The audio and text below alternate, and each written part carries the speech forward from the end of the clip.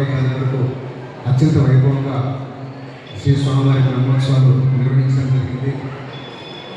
అధికారులు ఎంతో సమన్వయంతో, అలాగే విజువల్ ప్రింట్ మీడియా కూడా అన్ని కార్యక్రమాలు కవర్ చేస్తూ ఈ యొక్క ఉత్సవాలను ప్రజల్లో మరింత ఎక్కువ ప్రాచుర్యం కల్పించడం జరిగింది.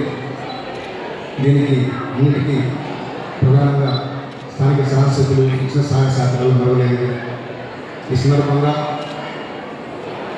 శ్రీ స్వామివారు స్థానిక శాసనసభ్యులు శ్రీ కందుకూరి ప్రసాద్ గారికి ఆయుధాలను ఐశ్వర్యాన్ని ప్రసాదించి మరింత ఉన్నత పదవులు అనుగ్రహించడమే కాకుండా ఇటువంటి విజయం ఉన్న ఒక నాయకుడు ఈరోజు మన పట్టణానికి శాసనసభ్యులు